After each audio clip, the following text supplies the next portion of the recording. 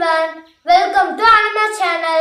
இன்னைக்கு நாங்க பார்க்க போற கதை முயல் சிங்கத்தை வென்றது. வாங்க பார்க்கலாம். ஒரு அடர்ந்த காட்டில் ஒரு பெரும் சிங்கம் இருந்தது. அது வனத்தின் அரசனாக இருந்தது. அந்த சிங்கம் காடுகளில் வாழும் மிருகங்களை பிடித்து சாப்பிடும் பழக்கத்துடன் இருந்தது. ஒரு நாள் காட்டு மிருகங்கள் ஒன்று கூடி சிந்தித்தன.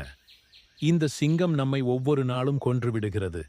இதற்கெதிராக நம்மால் ஏதாவது செய்ய முடியுமா என்று யோசித்தன. அவற்றில் ஒரு சின்ன முயல் கூறியது, நான் ஒரு யோசனை சொல்லலாம். அதை முயற்சி செய்தால் நாம் சிங்கத்திடமிருந்து தப்பிக்கலாம் என்று. அடுத்த நாள் முயல் சிங்கத்தை சந்திக்கச் சென்றது. ஆனால் அது நேரமாகிவிட்டும் செல்லவில்லை. சிங்கம் மிகவும் கோபமடைந்து, நீ ஏன் இவ்வளவு தாமதமாக வந்தாய் என்று கேட்டது.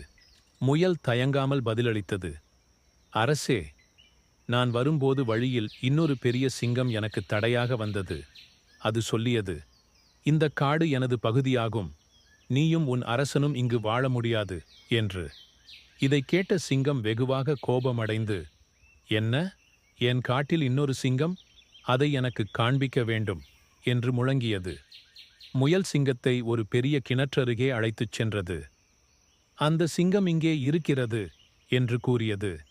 சிங்கம் கிணற்றில் பார்த்தது. கிணற்றின் நீரில் அதன் பிரதிபலிப்பு தெரிந்தது. அது நினைத்தது, அது ஒரு உண்மையான சிங்கம். உடனே அது அந்த மற்றொரு சிங்கத்தை தாக்க கிணற்றுக்குள் குதித்தது.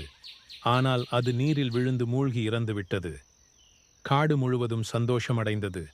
மற்ற மிருகங்கள் முயலை பாராட்டின. அது உடலின் பலத்தால் அல்ல, அறிவின் மூலமே வெற்றி பெற்றது. கதையின் உட்கருத்து: அறிவே பலம்.